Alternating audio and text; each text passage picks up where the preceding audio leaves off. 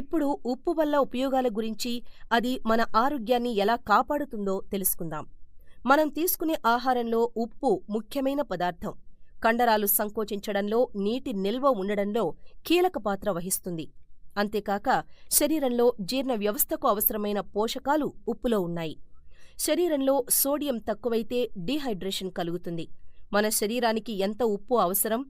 జాతీయ పోషకాహారం సంస్థ ప్రకారం ఒక వ్యక్తి రోజుకు 6 గ్రాములు మాత్రమే ఉప్పును తీసుకోవాలి. కానీ సగటున ఒక వ్యక్తి రోజులో 8 నుంచి 12 గ్రాముల ఉప్పు తీసుకుంటున్నాడు. ఉప్పు మన శరీరంలో నీటి సమతుల్యతను కాపాడుతుంది.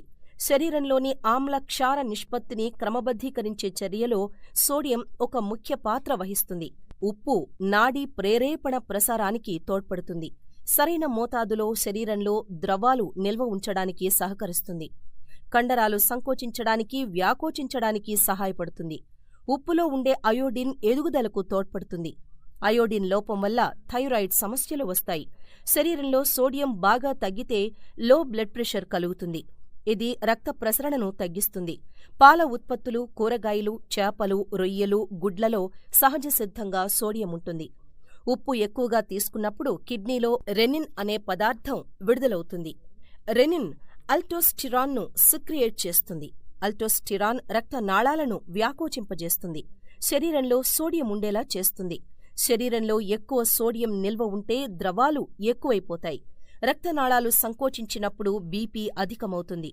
రెనిన్, ఆల్డోస్టిరాన్ అనేది ముఖ్యమైన మెకానిజం. భోజనంలో ఉప్పు తగ్గించినప్పుడు రెనిన్ తక్కువ ఉత్పత్తి అవుతుంది. రోజూ ఆఫీసుకు బస్సులో ప్రయాణిస్తూ 1/2 మైలు దూరం నడక సాగించే సాధారణ వ్యక్తికి రోజుకు 6 గ్రాముల ఉప్పు అవసరం.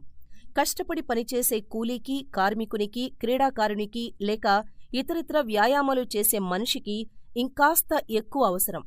చెమటలో 0.1 నుంచి 0.3% వరకు సోడియం క్లోరైడ్ ఉంటుంది. చలికాలంలో చెమట ద్వారా బయటికి పోయే ఉప్పంటూ ఏమీ ఉండదు. కానీ మండే వేసవిలో మాత్రం ఆఫీసుకు వెళ్లే వ్యక్తి రోజుకు 12.5 గ్రాముల వరకు ఉప్పును చెమట ద్వారా విసర్జిస్తాడు. ఇది రోజులో వ్యాయామాలు చేసినా లేక ఎడారి ప్రాంతాల్లో నివసించేవారిలో ఇది ఇంకా బాగా ఎక్కువగా ఉంటుంది. అయితే చెమట ద్వారా శరీరం ఉప్పు కంటే నీటిని ఎక్కువగా కోల్పోతుంది. దీనివల్ల బాగా చెమటలు పట్టినప్పుడు రక్తంలో ఉండాల్సిన దానికంటే ఉప్పు ఎక్కువ శాతంగానూ, నీరు తక్కువ శాతంగానూ ఉండి వాటి మధ్య నిష్పత్తి దెబ్బతింటుంది. దీన్ని పసిగట్టిన మెదడులోని దప్పిక కేంద్రం నీటిని ఎక్కువగా తాగమంటూ నోటికి సందేశం పంపిస్తుంది. మనకు దప్పికయ్యేది ఈ సందర్భంలోనే. ఆహారంలో ఉప్పు వాడకాన్ని తగ్గించాలంటూ కార్పొరేట్ ఆస్పత్రులు ఓవైపు ప్రచారం చేస్తూ ఉండగా, మరోవైపు డెన్మార్కుకు చెందిన శాస్త్రవేత్తలు ఉప్పు పూర్తిగా తగ్గిస్తే గుండె సమస్యలు తప్పవని తేల్చి చెప్తున్నారు. వినడానికి వింతగా ఉన్నా తాజా పరిశోధనలు ఉప్పు వినియోగాన్ని పూర్తిగా తగ్గించవద్దని ఘోషిస్తున్నాయి. తిండిలో లవణం లేకుండా చేస్తే గుండెకు చేటు కలుగుతుందని, ఫలితంగా హృద్రోగాలు తప్పవని డెన్మార్క్ పరిశోధకులు దండోరా వేస్తున్నారు. ఉప్పును బాగా తగ్గించడం వల్ల కొలెస్ట్రాల్లో 2.5%, రక్తం గడ్డకట్టడానికి సహకరించే కొవ్వులో 7% పెరుగుదల సంభవించినట్లు వారు గుర్తించారు.